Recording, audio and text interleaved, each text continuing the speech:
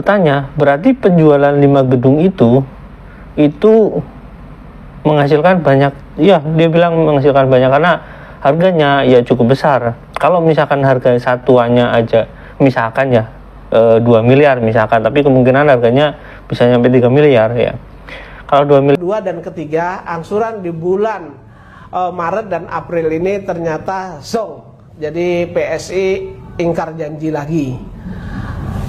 Sehingga kami akan melakukan upaya hukum ya,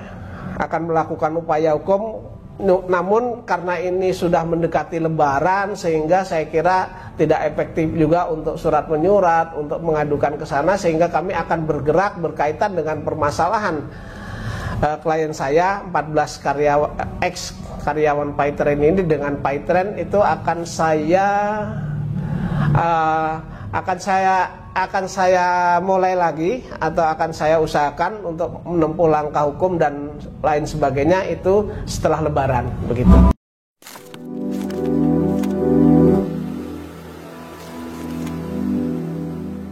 Assalamualaikum warahmatullahi wabarakatuh. Welcome back to my channel Tetibri. Ya teman-teman, ini masih di suasana Lebaran. Selamat Lebaran, minal aidin wal faizin. Mohon maaf lahir dan batin. Kita kali ini ngebahas tentang Yusuf Mansur, terutama tentang dia ini soal karyawannya yang ya pembayarannya yang nggak lancar teman-teman. Oke, kita masih ingat saya kan waktu itu sempat ke kantor Paytren dan bertanya pada manajemen gedung tersebut ya, sebenarnya lebih tepat pada manajemen kawasan tersebut itu. Di sana saya nggak menyebutkan nama perusahaannya, tapi saya sudah ke sana dan dikatakan bahwasanya memang gedung itu udah dijual. Oke, kita sebelum ngobrolin itu kita lihat dulu videonya agar teman-teman bisa mengingat kembali ya. Yuk, cek itu. Paytren yang dibeli sama Paytren setelah melakukan penjualan ya.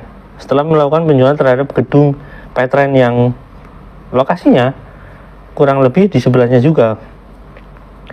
Nah, Paytren tersebut itu menurut informasi ini dia itu punya 5 ruko yang kemudian disatukan menjadi satu kantor. Kemudian menjadikan satu kantor dan lihatlah teman-teman itu ada tumpukan sampah.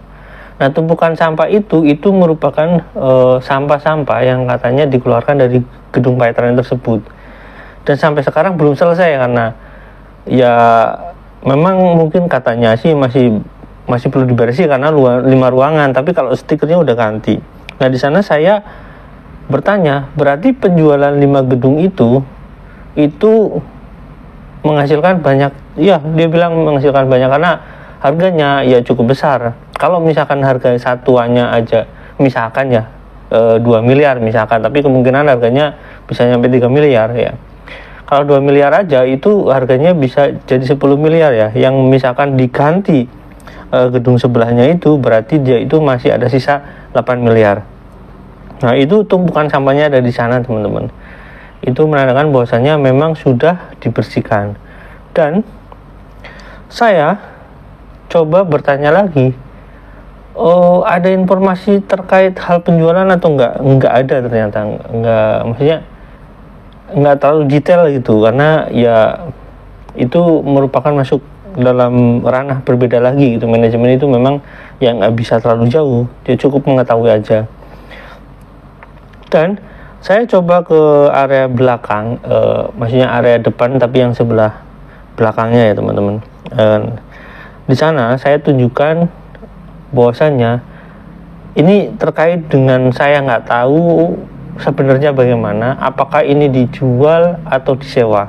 Tapi tentunya kalau disewa itu terlalu mahal karena 5 ruko. Di sana ada yang namanya pembeli sudah mengganti stiker itu dengan nama Walanja. Nah, teman-teman bisa buka. Walanja itu adalah situs ya semacam Traveloka, tapi kemungkinan Walanja ini adalah sebuah perusahaan baru yang belum terlalu besar ya. Mungkin di Bandung itu ya, tapi menurut saya di Bandung juga belum besar, tapi ya lumayan lah. Saya udah pernah dengar itu. Yang notabene itu bukan bagian dari PT Veritas Sentosa Internasional ya teman-teman. Teman-teman bisa cek sendiri Walanja itu apa dan PT-nya siapa gitu. Jadi saya rasa itu jual beli itu udah terjadi, dan katanya ini menurut manajemennya itu katanya bahwasanya jual belinya itu terjadi ya kurang lebih seminggu yang lalu, sampai sekarang dibersihkan dan belum selesai. Oke, itu videonya teman-teman. Jadi masih ingat ya teman-teman soal itu ya. Jadi ya pokoknya intinya kita ngebahas nanti setelah saya lihatkan video berikut ini, bahwasanya ya Yusuf Mansur, atau dalam tanda kutip ini Yusuf Mansurnya ya, atau misalkan perusahaan VSI Veritas Sentosa Internasional atau Paitren ini tidak membayar. Kita lihat dulu videonya ini dari Pak Jaya ini yang memberikan pernyataan ya teman-teman. Yuk check it out. Pada hari ini, hari Senin tanggal 17 April 2023, saya akan menyampaikan beberapa kabar yang tidak enak berkaitan dengan klien saya 14 karyawan Paitren. Kebetulan ini banyak yang bertanya bagaimana tindak lanjutnya berkaitan dengan angsuran daripada karyawan Paitren, daripada PSI atau Paitren begitu. Sehingga dari beberapa banyak pertanyaan itu tidak mungkin saya jawab satu persatu karena cukup banyak yang bertanya, sehingga perlu dibuat video ini sebagai agar diketahui kalayak ramai juga gitu ya. Jadi antara 14 karyawan yang saya wakili, kemudian PT PSI yang diwakili oleh direkturnya pada saat itu sudah membuat surat perjanjian bersama.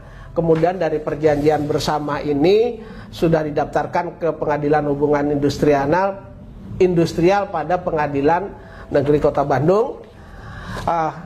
Di dalam perjanjian ini bahwa PSI atau Paitren itu akan melakukan pembayaran kewajiban secara diangsur setiap bulannya.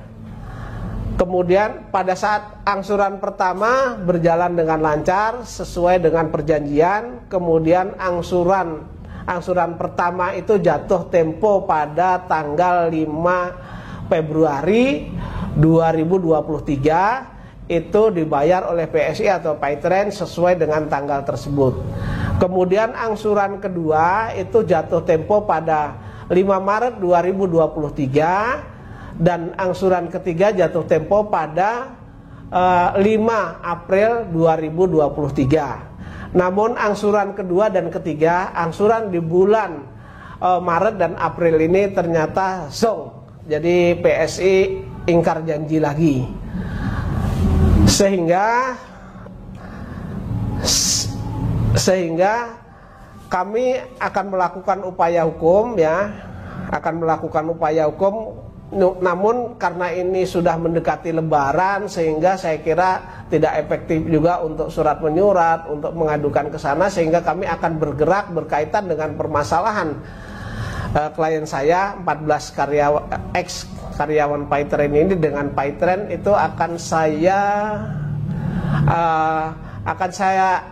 saya mulai lagi, atau akan saya usahakan untuk menempuh langkah hukum dan lain sebagainya itu setelah Lebaran begitu. Pada saat angsuran kedua itu jatuh tempo, saya sudah WA kuasa hukumnya. Ini tanggal 6-nya ya, jatuh temponya tanggal 5, tanggal 6 Maret itu saya WA, Mas ini kewajiban dari Paitren itu belum dilaksanakan. Nah, menurut kuasa hukumnya akan disampaikan nanti Pak gitu. Tapi sampai dengan saat ini tidak ada jawaban. Kemudian untuk memperkuat bahwa 14 karyawan PT Paitren klien saya itu tidak dibayar, masing-masing sudah buat pernyataan Mas. Jadi intinya masing-masing sudah buat pernyataan, intinya tidak ada dana yang masuk dari PSI atau Paitren ini pada angsuran kedua dan ketiga Mas begitu. Sebelumnya Jadi ngenes Mas ini. Jadi mau lebaran, sebelum lebaran nggak dibayar, mau lebaran juga tidak dibayar ini Mas. Ngenes lagi ini Mas. Oke, itu videonya teman-teman. Jadi kan jelas di video Pak Jenny menyatakan bahwasanya cicilannya cuma sekali. Nah, dari awal yang video saya katakan kemarin yang waktu saya investigasi langsung ke sana, jadi kan sudah jelas bahwasanya kalau misalnya kita hitung harganya, misalkan satu gedungnya 3 miliar, kalau kali 5 aja 15 miliar.